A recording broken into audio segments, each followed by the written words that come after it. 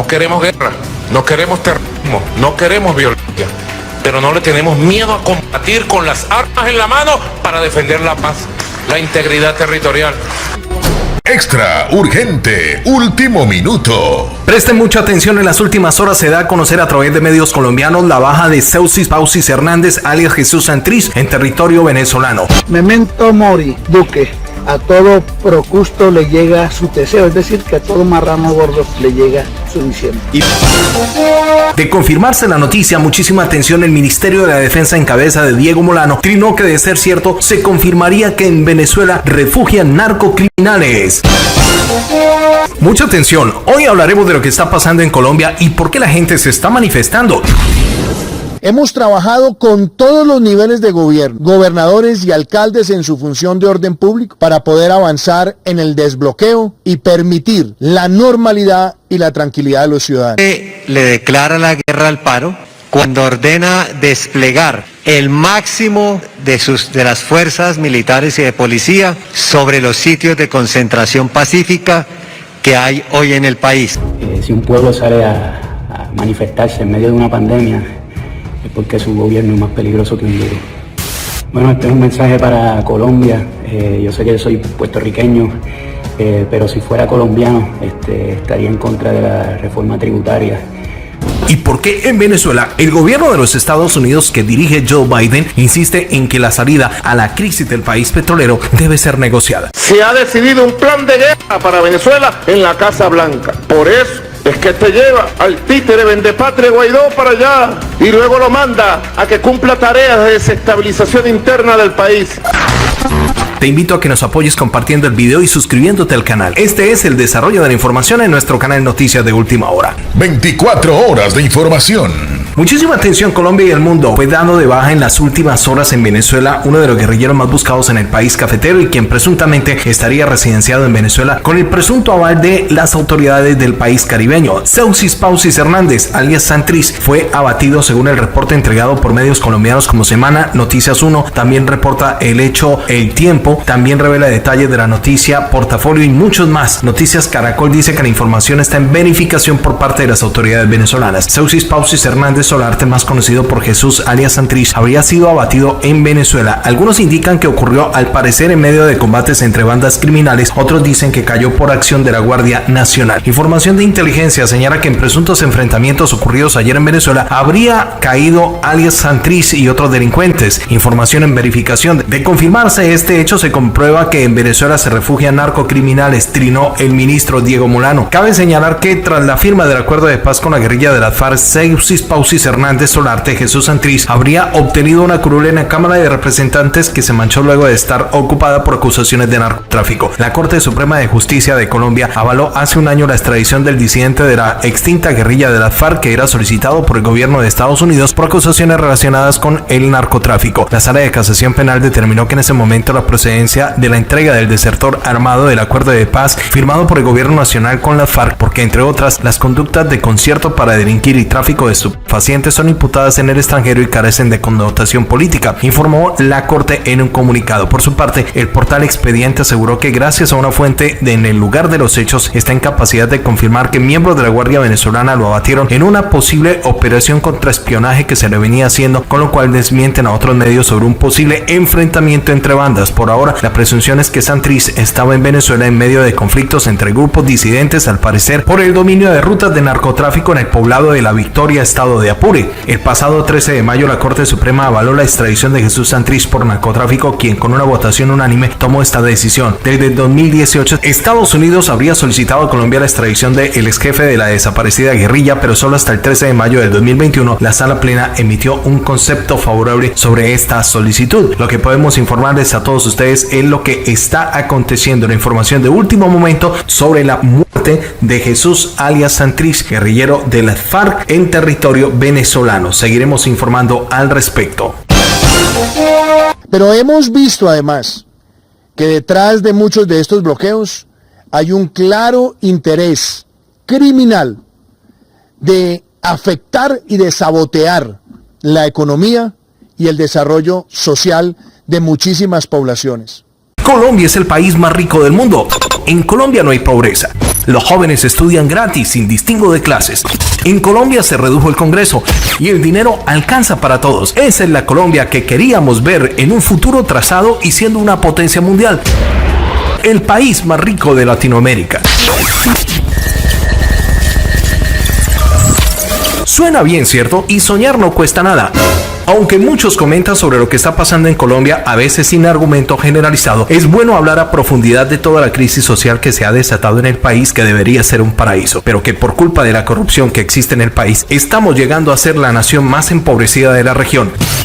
En el 2019, la OCDE, que es la Organización para el Desarrollo Económico, calificaban a Colombia como un ejemplo de éxito en América Latina. Pero muchos analistas indican que si el país, siendo un ejemplo de éxito, ¿por qué su gente pide que los escuche el gobierno? Y entran en un paro nacional desde el 28 de abril.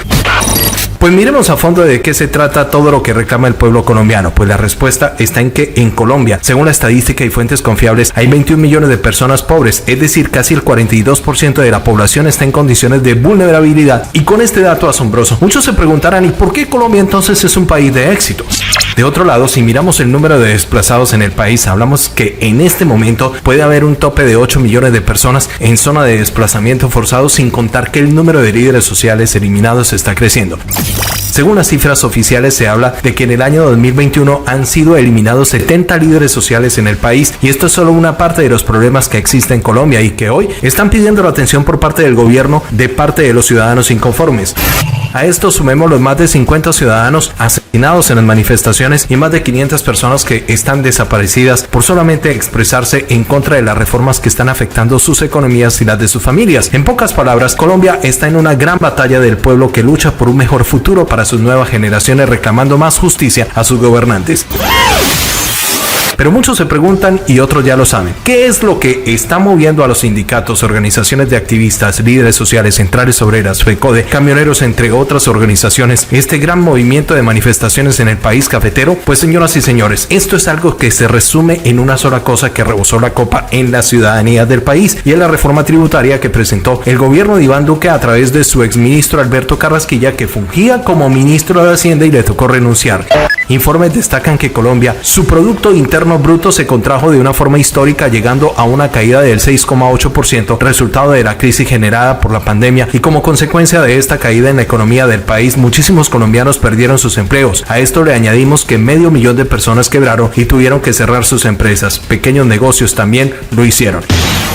Y con esto los índices de la población pobre y aquellos que salían de la clase media a la pobre se aceleraba inesperadamente. Bueno, pues llegó al punto la crisis del Estado, que hasta hace poco no había ni plata ni para las vacunas, y mucho menos para costear programas sociales del mismo gobierno nacional. Con todo esto, que es por encima la base de la problemática social que existe en el país, no le quedó de otra al ministro Carrasquilla que presentar la flamante reforma tributaria al Congreso de la República. Dentro de esta propuesta le impondrían IVA del 19% a productos y servicios como la gasolina, la factura de la luz, el agua, al gas domiciliario, servicios funerarios y, en fin, a toda una gran variedad de dispositivos electrónicos como computadoras. Pero escuchen, amigos de nuestro canal, esto. Si bien podemos decir que es cierto que en Colombia los ricos y la clase alta tratan de analizar y entender el porqué de la reforma tributaria y no presentan sus objeciones al caso, además porque no les afectaba mucho a ellos, y en parte porque los de la clase alta tienen el dinero para pagar unos cuantos pesos más al mes. Pero ocurre lo contrario con los pobres y la clase media trabajadora, que había sido contraída por la pandemia en el 2020.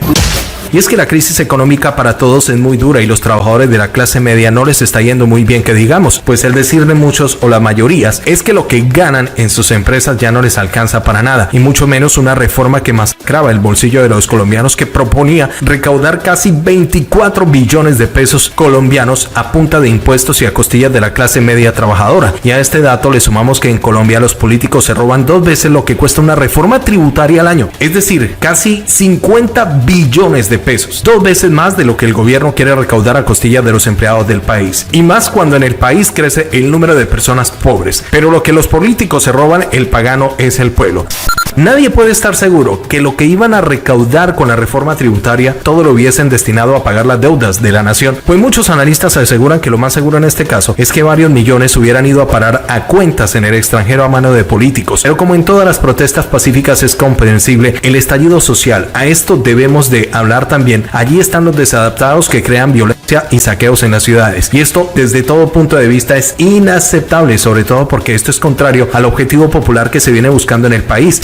Es reprochable los actos vandálicos. Muchos en el extranjero sí denotan los problemas internos de Colombia. Es el caso del cantante puertorriqueño como residente que le envió un mensaje a los colombianos diciendo que el pueblo sale a manifestarse es porque hay un gobierno peligroso. Menos en estos momentos y menos cuando pues normalmente nuestros gobiernos no saben manejar el dinero, se roban todo y luego el pueblo es el que tiene que pagar con una reforma como esta. Dice que él es puertorriqueño, pero que si fuera colombiano él estaría en contra de la reforma tributaria y no en estos momentos cuando los gobiernos no saben manejar los dineros y luego el pueblo es el que tiene que pagar una reforma como estas. Termina Residente su mensaje al pueblo colombiano.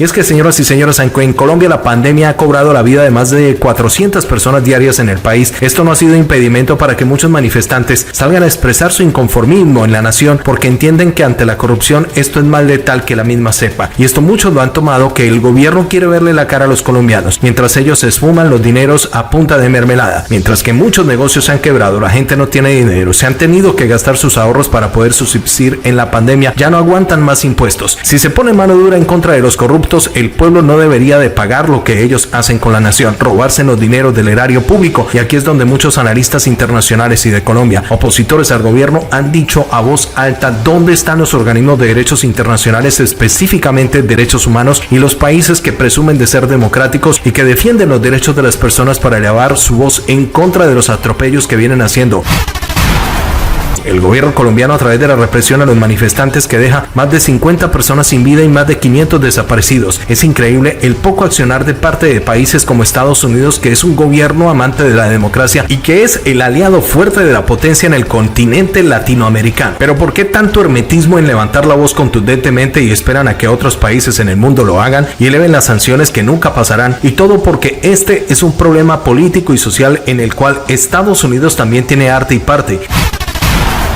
Y muchos quizás saldrán a decir que ahora que estamos hablando de este problema en el país somos comunistas o de izquierda, pero aquí hay mucho más de fondo, quizás de historia y de política, y ese es quizás uno de los problemas más graves que hay en mucha gente que no estudia y se capacita sobre los problemas que hay en cada uno de sus países. La gente solo se queda con lo que le dicen los canales afines del gobierno y no se esmeran por llegar a fondo de lo que está causando los problemas en la sociedad, y quizás Colombia está despertando.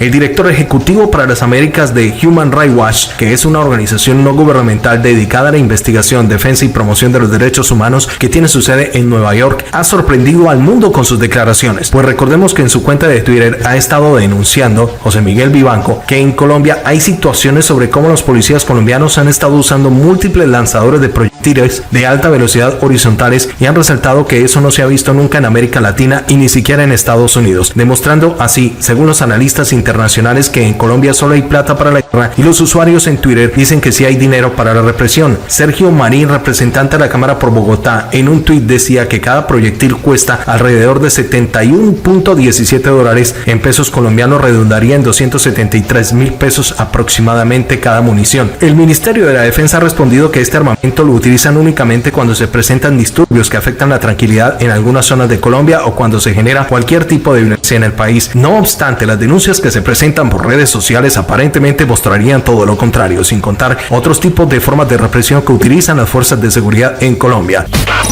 Señoras y señores, según los analistas y expertos en política social en el país, se dice que el narcotráfico es un gran generador de violencia en la nación, y a pesar de que existe todo un plan construido en alianza con los Estados Unidos para contrarrestar este flagelo en Colombia, pues los datos son contrarios a lo que se cree, pues en los últimos tiempos se habla de que en el país no había sido exportada tanta droga desde la nación hacia los Estados Unidos, y los esfuerzos que se hacen, las autoridades quedan ahí en esfuerzos, o habrá algo más de fondo por lo cual esta promesa de acabar con el narcotráfico en el país no se cumple. Muchos usuarios en redes sociales se aventuran a decir que podrían ser que los mismos gringos estarían inmiscuidos en este tipo de negocios aparentemente. Los líderes de las manifestaciones en el país aseguran que el mismo narcotráfico estaría detrás de las actuales protestas, infiltrados en el país, y que se ha desatado en vandalismo en el mandato del presidente Duque, que no goza de una buena imagen en el país y su aceptación en el pueblo bajó tras la última reforma tributaria presentada, sino que también ha alentado concesiones mineras y energéticas en territorios en conflicto. Adicional, se ha cuestionado el cambio del sistema de pensiones, así como el decreto que abre las puertas para la fumigación de cultivos ilícitos con glifosato. Ha sido bastante discutible y en general ha estado dictando una serie de medidas impopulares que empujan a la población a las calles, mientras los mismos políticos se roban los dineros del pueblo. La corrupción es algo que está acabando con la nación. Según Bulgakov, los tipos de corrupción más frecuentes son el soborno, la apropiación de bienes públicos, la extorsión y el nepotismo entre el 2009 y 2016. En Colombia se registraron ante las autoridades casi 4.000 casos de corrupción, pero hubo sanciones solamente para 326 casos disciplinarios relacionados con corrupción y la plata nunca apareció. Los investigadores consideran que en las últimas décadas no ha habido muestras de que Colombia esté mejor que antes. Con el gobierno actual no hay muestras de que Colombia pueda mejorar, según analistas internacionales. Por desgracia, ni siquiera con la pandemia ha hecho que los políticos sin escrúpulos dejaran de robarse los dineros del país y defraudar recursos destinados con la atención y manejo de la crisis en plena pandemia. Ha habido sobreprecios, direccionamiento contractual, cubrimiento de favores públicos, uso de recursos para objetos innecesarios. Todo esto ocurre ante la mirada de senadores, ministros y hasta del mismo presidente, presionado por el masivo descontento que coincide además con una fuerte subida de los casos. El presidente Duque se fue moviendo de postura respecto a la reforma tributaria. Primero negó cambios, después llamó a consensuar variantes y finalmente anunció el retiro del proyecto y se dio la renuncia del ministro. No obstante, las protestas continúan porque de fondo hay un descontento generalizado. Todos los problemas colombianos estuvieron coincidiendo en una olla bajo presión durante décadas y esta olla estalló cuando Duque anunció la reforma tributaria. Las manifestaciones continúan pese a que se anuló el proyecto de la reforma tributaria porque la gente pide que haya cambios estructurales en la policía ante el aumento de la violencia. Se resisten a las reformas de la salud que básicamente empeoraría las cosas. También quieren que se cumpla el acuerdo de paz que se firmó en 2016, especialmente en lo que respecta a la protección de líderes sociales y de excombatientes, y también rechazan la desigualdad y el aumento de la pobreza, que es lo que más indigna a todo lo que pasa en Colombia. El gobierno colombiano no puede seguir exprimiendo a la gente trabajadora mientras no hace nada por controlar la corrupción y la situación escala más. Si no buscan las soluciones pronto a las necesidades del pueblo, porque el desenlace podría ser peor y más doloroso para Colombia. Por ello es necesario que los países presionen al gobierno para que dejen de reprimir con tanta violencia a los manifestantes, y también es necesario que los manifestantes pacíficos, que son mayoría, no permitan que los violentos hagan parte de las suyas, porque a fin de cuentas son ellos los que están impidiendo que las peticiones del pueblo sean escuchadas con seriedad. De otro lado, no se puede esconder también el sufrimiento de aquellos policías que han perdido su vida en medio de las manifestaciones y el clamor de sus familias para que haya justicia y captura de los responsables. En otros videos de redes sociales se pueden apreciar cómo los agentes del orden causan el caos en poblaciones sin que sean investigados estos casos por parte de las mismas autoridades. El gobierno de Iván Duque ha dicho que Nicolás Maduro está detrás de los actos violentos en medio de las manifestaciones, aunque también ha dicho que puede ser el ELN o las FARC o el narcotráfico para desestabilizar el país.